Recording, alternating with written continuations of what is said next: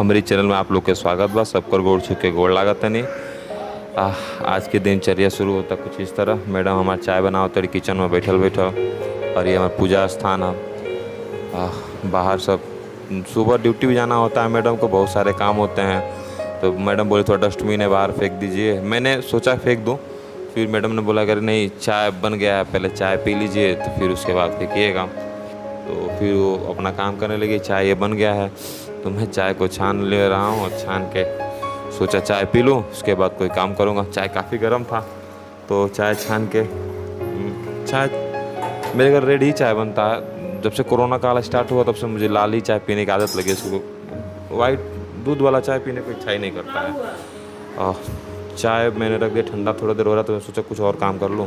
तो मैडम पूजा कर रही थी, मैंने सोचा पूजा की भी रिकॉर्डिंग कर लूँ। तो सावन का सोमवार है, भोलेनाथ का भी पूजा होता है। छोटा सा पूजा स्थान है, काफ़ी बड़ा मकान नहीं है। दादी जी हमारी सलेमपुर में मकान बनवाई थी।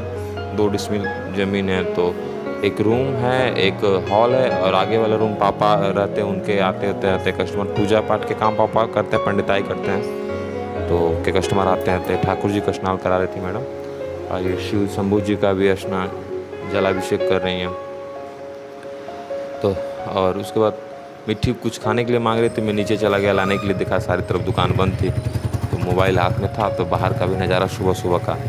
ये वाली मकान हमारी है जो आसमानी कलर का दिख रहा है, और ये हमारे किराए का बच्चा है, कोई बाहर खेल रहा है।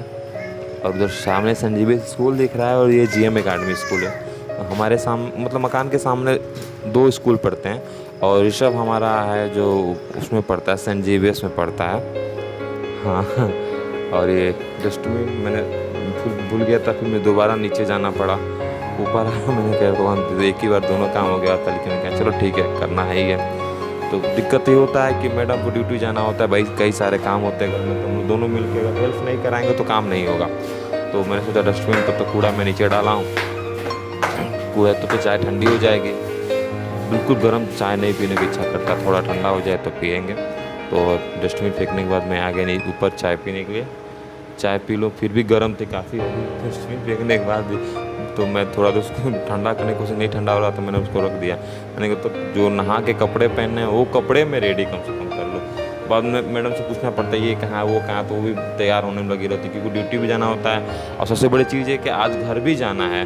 तो मैडम प्रधान जी से मैडम मेरी थोड़ा मतलब अवकाश लिए हैं कि मुझे थोड़ा लाने में लेट हो, क्योंकि घर पे पूजा है, संकटा भवानी का पूजा होता है हमारे यहाँ। जो देहात के लोग हैं, माता जी हैं, जो बहनें हैं हमारी, वो लोग जानते हैं कि संकटा भवानी का पूजा क्या होता है, वो लोग सब लोग जानते हैं। तो ये टोलू मोलू को दाना देना बाकी था, तो हमने सोचा टोलू मोलू को दाना भी दे दिया जाए, क्योंकि कभी कल छूट जाते बेचारे, पूरे दिन भूखे रह जाते हैं।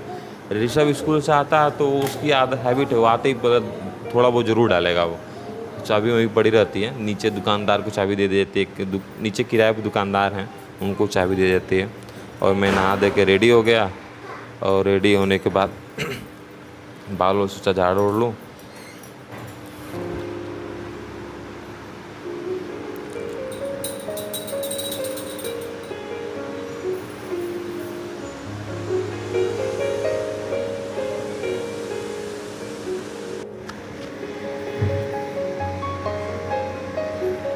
तो देखिए मैं भी पूजा वूजा कर लिया, भगवान जल्दी जल्दी प्रणाम कर लिया।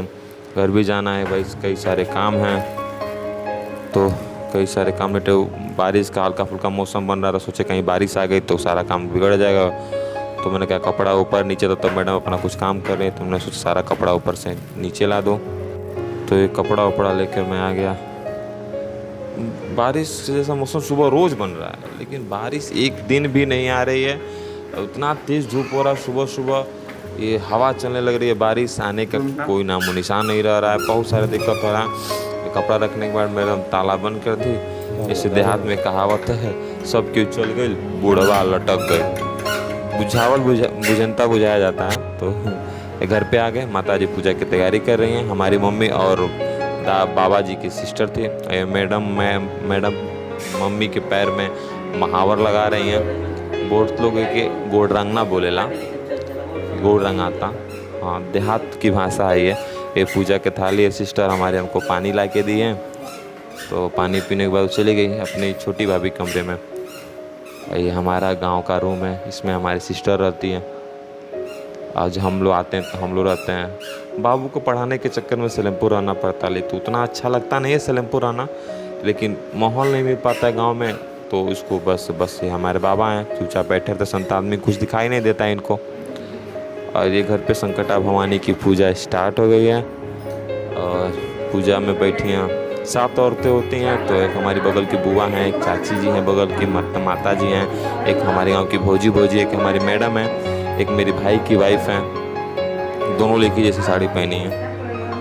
हाँ, तो सब लोग बैठ के संकटा भवानी की पूजा करते हैं। संकटा भवानी पूजा में ये 2 मेरे घर से मतलब 2 खोइच बाकी था भरना।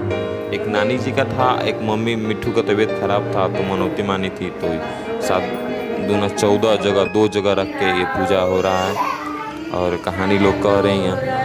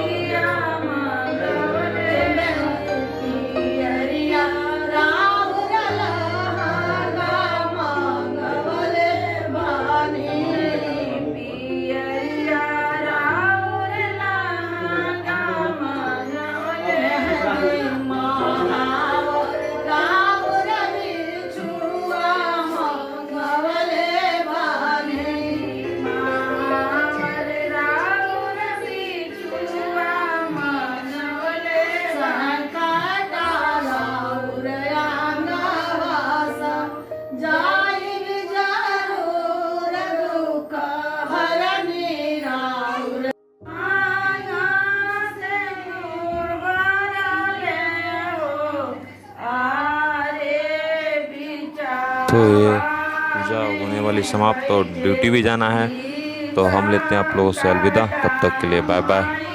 राधे कृष्ण। संकटा भवानी की जय। माता रानी आप लोग पे भी कृपा बनाए रखें और आप भी प्रसाद लेने के लिए हमारे घर ज़रूर आइए। एड्रेस अगर आप कमेंट करेंगे तो एड्रेस मैं बता दूंगा, शौक से आइए आप।